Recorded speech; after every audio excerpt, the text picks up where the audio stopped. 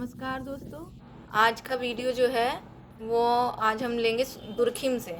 इससे पहले जो वीडियो डाला था वो मैंने कार्ल मार्क्स के कुछ क्वेश्चंस बताए थे जो शॉर्ट थे और कुछ ऑब्जेक्टिव थे, लेकिन ये सब जो है एक बुक से मैं करा रही हूँ। हाँ, तो जो भी क्वेश्चन मैंने पहले कराए थे वो एक बुक से कराए थे, तो वो मैं आपको दिखा देती हूँ जिससे आपको थोड़ा सा याद आ जाएगा। ये वाली बुक थी और इसमें जो थिंकर्स हैं ये इसमें सारे थिंकर्स दिए हुए हैं। तो दुर्खिम तक मैंने कार्ल मार्क्स तक करा दिया था, तो आज हम जो करेंगे ये दुर्खिम के करेंगे। और ये क्वेश्चन जो है बुक से ही है, तो बुक से जो है आपके ज़्यादा क्वेश्चन आते हैं, पीजीटी में भी आते हैं और अलग से तो आपके पास बहुत सारा मैटर होगा, लेकिन ये जो है बुक से है। तो हम शुरू करते हैं आज से क्वेश्चन। तो पहला जो दिया है आपका रिक्त स्थान से है। ये रिक्त स्थान मतलब फिल इन द ब्लैंक्स में आ जाते हैं। आप इनको वन वर्ड में या ऑब्जेक्टिव में कैसे भी कर सकते हैं। इंटर क्लास में जो है ऑब्जेक्टिव में आते हैं, वन वर्ड में आते हैं, बीए में भी आते हैं, तो ये आप तैयार करिए। तो इसमें पहला जो दिया है वो है बुक का नाम, the division of labour in society. पुस्तक में आर्थिक दृष्टिकोण से श्रम विभाजन का अध्ययन नहीं बल्कि की विवेचना है। इसमें दिया आंसर दिया है कि इसमें बताया पूछा है कि जो आर्थिक दृष्टिकोण में श्रम विभाजन का जो अध्ययन किया गया है वो उसका कारण क्या है। वो उसमें बताया कि सामाजिक परिणामों के कारण ही आर्थिक दृष्टिकोण से श्रम विभाजन होता है। दूसरा दी रूल्स ऑफ सोशोलॉजिकल मेथड। इसमें दुर्खिम ने जो प्रतिपादित किया था वो है समाजशास्त्रीय पद्धतियों के नियम। मतलब इसमें बताया गया कि जो बुक्स दी गई हैं उनके अंदर किस चीज़ को इन्होंने शामिल किया था, किस मैटर को कहा था। तो डिवीज़न ऑफ लेबर में जो पहला दिया है उसमें श्रम विभाजन बताया। दूसरा जो सोशोलॉजिकल मेथड है उसमें समाजशास्त्रीय पद्धति के नियमों को बताया। तीसरा जो बताया दी दुर्खिम ने आत्महत्या संबंधित, उनकी एक बुक है आत्महत्या, है ना, तो उसमें इन्होंने आत्महत्या के कारणों को बताया कि समाज में आत्महत्या क्यों होती है। यही इनकी बुक का नाम भी था, दी सुसाइड, और कहीं कहीं पे ये ली सुसाइड करके भी आता है। तो इसमें इन्होंने जो बताया था कि जो आत्महत्याएं व्यक्ति करते हैं वो सामाजिक कारणों के कारण करते हैं, यानी समाज को ही इसका कारण बताया है। फिर नेक्स्ट है सामाजिक तथ्य कोई स्थिर धारणा नहीं बल्कि धारणा है। तो इन्होंने कहा है कि जो सामाजिक तथ्य होते हैं वो स्थिर नहीं है बल्कि गतिशील धारणा बताई है। सामाजिक तथ्य के बारे में मतलब इसमें तो आपको क्या क्लियर होगा, थोड़ा थोड़ा होगा, लेकिन अगर आप इसको डिटेल में पढ़ेंगे तो सामाजिक तथ्य इन्होंने दो तरह के बताए थे, जिसमें उनकी विशेषता थी कि सामाजिक तथ्य जो होते हैं वो बाह्य होते हैं और सामाजिक तथ्यों में क्या पाया जाता है कि बाध्यता का गुण भी पाया जाता है।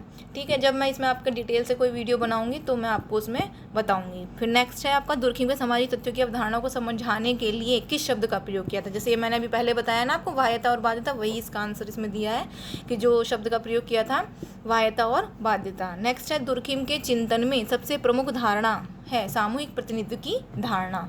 ठीक है, नेक्स्ट है निम्न कथनों में, अब ये फिल इन द ब्लैंक्स आपके खत्म हो गए हैं, अब इसमें आपके ट्रू और फॉल्स के रूप में बताया गया है।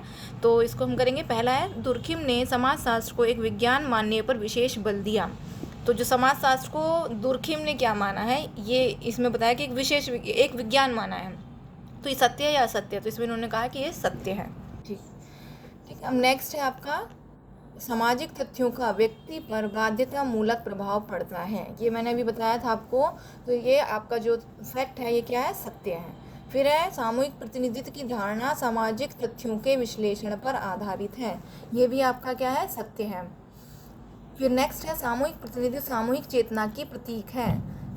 इसमें आपका बताया ये भी सत्य है। तो इसमें क्या बताया कि सामूहिक प्रतिनिधित्व जो है वो सामूहिक चेतना का प्रतीक है। सामूहिक प्रतिनिधित्व का मतलब है कि व्यक्ति जिन चीज़ों को मानता है उसके पीछे एक सामूहिक चेतना होती है। यानी कुछ सामूहिक प्रतिनिधान किसे बोलते हैं, जो हमारे समाज में काम करने के तरीके हैं उनको हम सामूहिक प्रतिनिधान मान सकते हैं, या जिसमें क्या है समूह की एक चेतना होती है, या समूह जिसको मानता है उसको हम सामूहिक चेतना कहते हैं। फिर नेक्स्ट है यांत्रिकी एकता की अवधारणा में प्रतिकारी कानून का प्रचलन होता है। ये क्या है, असत्य है। यांत्रिकी एकता और साध्वी एकता में इन्होंने वर्ग विभाजन बताया था। यांत्रिकी एकता जो पाई जाती थी वो आपकी जो आपके पुराना समाज था, और साध्वी एकता जो पाई जाती थी वो आपका जो आपका आधुनिक समाज है उसमें पाया जाता है। समाज ही वास्तविक देवता है, ये कथन क्या है, असत्य है। ये कॉम्टे ने कहा, ये कॉम्टे ने नहीं कहा, ये कहा है आपका दुर्खिम ने। फिर है सामूहिक प्रतिनिधित्व का सिद्धांत किसका है, या अब इसमें आपके क्या है ऑब्जेक्टिव क्वेश्चन आ गया, इसको आपको चूज करना है कि इसमें से किसने कहा है, तो ये सीधा सा है दुर्खिम ने कहा है। फिर है बोर्डियक्स विश्वविद्यालय में दुर्खिम के साथ मनोविज्ञान का प्रोफेसर कौन था, इसका आंसर है एल्फ्रेड एस्पिनास। नेक्स्ट है पेरिस विश्वविद्यालय में दुर्खिम किस विषय के प्रोफेसर थे, तो इससे पहले जो थे वो समाजशास्त्र चिकित्सा शास्त्र के थे। दुर्खिम ने धर्म के सिद्धांत की पुष्टि हेतु किस जनजाति का अध्ययन किया था, तो इन्होंने जो किया था वो ऑस्ट्रेलिया की अरुंडा जनजाति का अध्ययन किया था।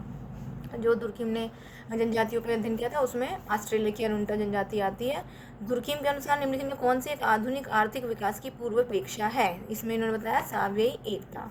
आत्महत्या का सिद्धांत किससे संबंधित है, दुर्खिम से है। दुर्खिम ने आत्महत्या को क्या माना, इन्होंने एक क्या माना था, सामाजिक घटना माना था कि जो व्यक्ति आत्महत्या करता है उसके पीछे सामाजिक घटना होती है, सामाजिक कारण होता है। फिर नेक्स्ट है समूह के हित के लिए आत्मबलि देने को दुर्खिम ने किस प्रकार की आत्महत्या माना है, यानी परार्थवादी, यानी समूह के लिए, यानी व्यक्ति अपने लिए नहीं बल्कि समाज के लिए जो बलिदान दे देता है उसको परार्थवादी आत्महत्या कहते हैं। जैसे सती प्रथा इसमें एक उदाहरण आपका आता है, जौहर का उदाहरण आता है, ये सब क्या है आपके परार्थवादी आत्महत्या के लिए उदाहरण है। आधुनिक युग में किस प्रकार की आत्महत्याएं अधिक होती हैं, अहमवादी आत्महत्याएं अधिक होती हैं। दुर्खिम ने विसंगति का कारण किसे माना है, दुर्खिम ने विसंगति का कारण आपका समाज को माना है।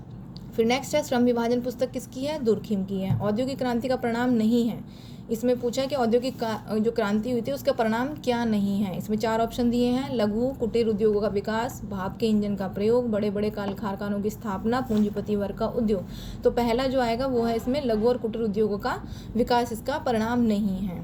ठीक है, फिर अब इसमें फिर से दिए आपके सत्य असत्य।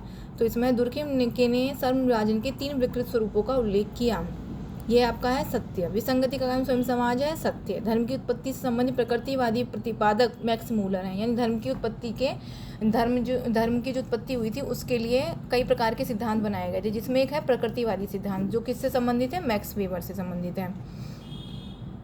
सॉरी यहाँ मैक्स वेबर नहीं आएगा, ये गलत दिया है, मैक्स मूलर आएगा यहाँ पे, ये गलत दे देखा है, इसमें मैक्स वेबर ने नहीं मैक्स मूलर ने दिया था।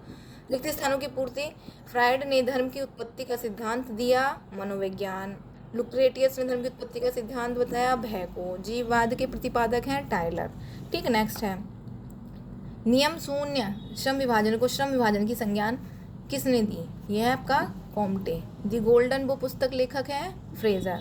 दुर्खिम का जन्म कब और कहाँ हुआ, ये भी बहुत आते हैं, इनके नाम पूछे जाते हैं कि किस जगह पे हुआ था या किस सन में हुआ था। तो इसमें आपका दिया है 1858 फ्रांस के एपिनल नामक स्थान पर हुआ था। फिर दुर्खिम की सबसे महत्वपूर्ण कृति कौन सी है, the division of labour in society, जिसमें उन्होंने श्रम विभाजन का सिद्धांत दिया था। नेक्स्ट है the division of labour in society में किसका विस्तृत अध्ययन किया गया है, इसमें इन्होंने बता दिया कि जो इनकी पुस्तक थी वो 2 खंडों में विभाजित थी। प्रथम सामाजिक घटनाओं से संबंधित श्रम विभाजन का कार्य प्रभाव की व्याख्या, द्वितीय में जो है श्रम विभाजन की प्रकृति और कारणों की व्याख्या की गई है। दुर्खिम की प्रमुख कृतियों के नाम बताइए, the division of labour in society, the rules of sociological method, the suicide, elementary forms of religious life. प्रमुख कृतियाँ हैं इनकी, ये आप अलग से नोट कर लीजिए, इनकी बुक आती हैं ये। मेरा दुर्खिम द्वारा सामाजिक तथ्य की परिभाषा, कार्य करने, सोचने, अनुभव करने के वे तरीके जो व्यक्ति के लिए बाहरी होते हैं और जो अपनी दबाव शक्ति के माध्यम से व्यक्ति को नियंत्रित करते हैं। इसको हम एक बार फिर से देख लेते हैं। सामाजिक तथ्य के बारे में क्या बताया है इन्होंने कहा है, इन दुर्खिम के अनुसार कहा, कार्य करने, सोचने, अनुभव करने के वो तरीके जो व्यक्ति के बाहरी होते हैं तथा जो अपनी दबाव शक्ति के माध्यम से व्यक्ति को नियंत्रित करते हैं।